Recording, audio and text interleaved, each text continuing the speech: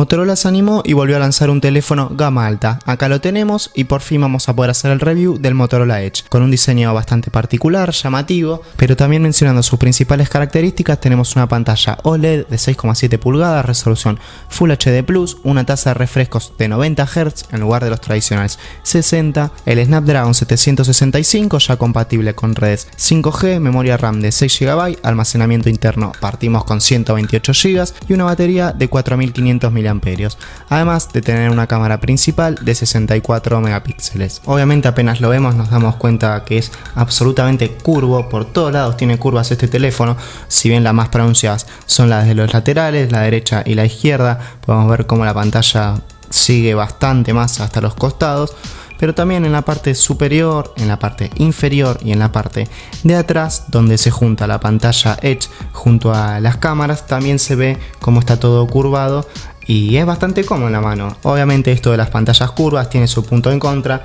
y es que todo se refleja a los costados, como en este caso estamos grabando y podemos ver que tengo la luz acá, tengo la luz acá, y por ejemplo si entramos en alguna página se ve como sombreado a los costados o no se ve claramente, y si giramos en el teléfono vemos lo que tenemos al costado y no se ve lo que está de frente. Pero bueno, este es un problema tradicional de estas pantallas, que no es un problema, es algo físico que pasa. Al estar la pantalla curva no pueden hacer que se vea de acá desde todos los ángulos. Pero bueno, si estamos navegando y esto nos molesta, tienen una solución. Nos agregaron un atajo acá a la derecha, no sé si se llega a ver, es como un botoncito táctil de costado, que si lo pulsamos dos veces dentro de alguna aplicación, los bordes se nos van, se nos achican y se nos ponen unos bordes de mentira, digamos, a los laterales, para poder ver el contenido mejor centrado y que no se nos pierda nada. Pero si no nos gusta esto, le damos otro doble toque y se restaura.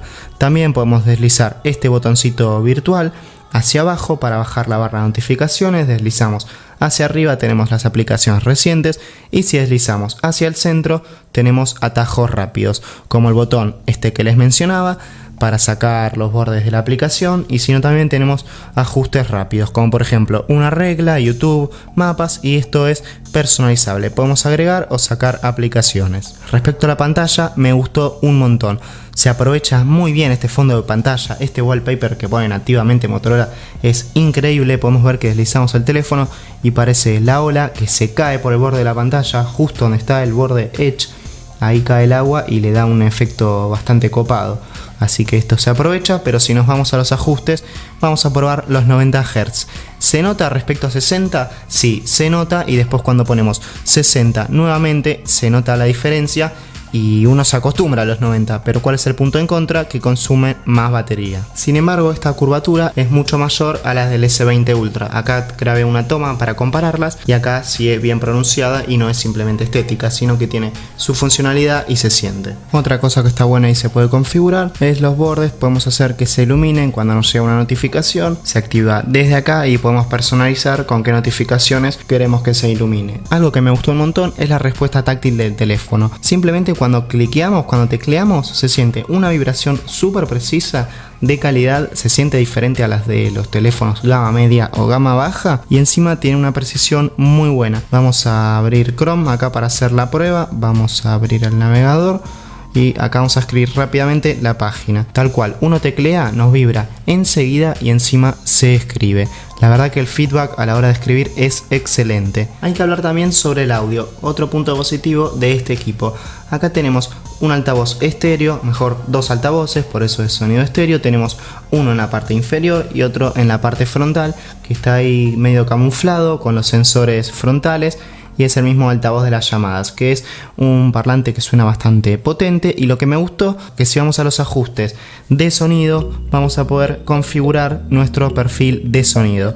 Podemos editar, hacer perfiles de música, películas o juegos, y nosotros podemos configurarlo tal cual a nuestro gusto, si entendemos de sonido, obviamente, y podemos potenciar de esta manera lo que estemos escuchando. Otra cosa a destacar de esta aplicación, que si lo tenemos automático, y esto está muy bueno, nosotros cuando reproducimos música en el teléfono va a sonar en ambos altavoces, tanto el frontal como en el de abajo, pero con predominio en el inferior. Va a sonar más potente acá cuando lo estemos usando y de una manera más suave acá arriba, de la manera frontal. Sin embargo, si apoyamos el teléfono o lo giramos, y lo dejamos de esta manera horizontal, se equilibra los sonidos, levanta la potencia del altavoz frontal y suena equilibradamente. Esto lo detecta automáticamente con el giroscopio del teléfono y lo hace enseguida y muy bien.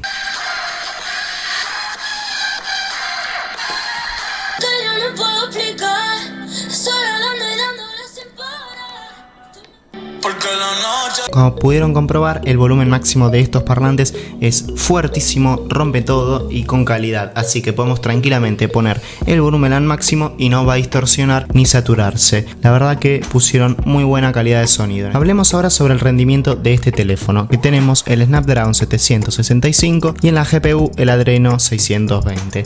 La verdad que hacen un combo muy bueno, sobre todo con los 6 GB de memoria RAM podemos abrir y cerrar un montón de aplicaciones, tenerlas a la vez en memoria y se las va a aguantar, incluso con juegos pesados como pueden estar viendo en pantalla en estos momentos, y el día a día se hace súper fácil de manejar en este teléfono.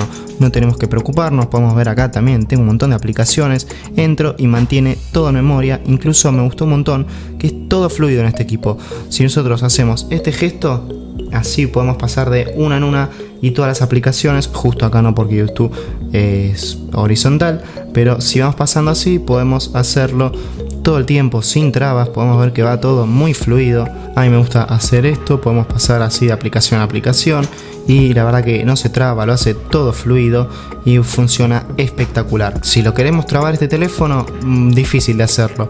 La verdad que nunca he tenido ningún problema por ahora, quizá ahí esto puede pasar, pero ninguna traba considerable, sino que todo nos mantiene en memoria, funciona todo bien y sobre todo los juegos es un lujazo tenerlos en este teléfono, sobre todo aprovechando Game Time. Con Game Time, además de tener estos atajos rápidos, podemos hacer captura de pantalla, silenciar notificaciones, silenciar el teléfono o agregar accesos directos a aplicaciones. Lo que más me gustó y más útil que se aprovecha en este teléfono con la pantalla curva son estos botones que funcionan como L y R de la Play. Vemos que quedan acá arriba en la parte curva de la pantalla y queda bastante cómodo usarlo así el teléfono como si fuera un joystick. ¿Cómo funciona? Nosotros ubicamos este botón que dice L y R. Entonces, cuando apretamos acá en la pantalla se nos va a pulsar donde dice L acá. Entonces, donde yo ubico R, cuando toque acá en el medio de la partida, se me va a pulsar ahí. ¿Por qué los ubiqué ahí? Porque con mis controles en el Real Racing tengo que este sea para frenar y el otro me acelere. Entonces, cuando toco acá me frena y cuando toco acá me acelera. Esto es según el juego. Vamos a poner acá, vamos a poner LR personalizar y también podemos cambiar el color de los botones. Podemos cambiar el color, la ubicación, podemos poner este acá, el otro acá y simplemente cuando pulsemos acá se nos va a activar el de abajo también con el color y también el otro.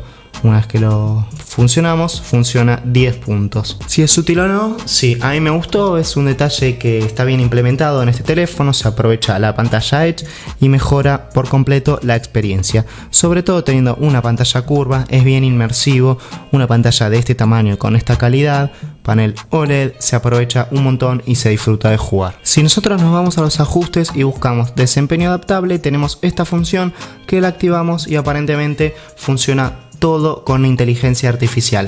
Aprende de nuestro uso del teléfono del día a día y como dice acá, podemos optimizar el uso de la memoria RAM y de las aplicaciones. Por ejemplo, si todos los días abrimos Twitter a la misma hora del día, cuando llegue ese momento nos lo va a preparar Twitter y va a hacer que se cargue más rápido, ya que el teléfono predice que lo vamos a usar. También cuando sabe que no vamos a usar alguna aplicación, no la carga y de esta manera ahorra batería. Para desbloquear el teléfono tenemos la opción de hacerlo a través de un sensor de huella dactilar en pantalla.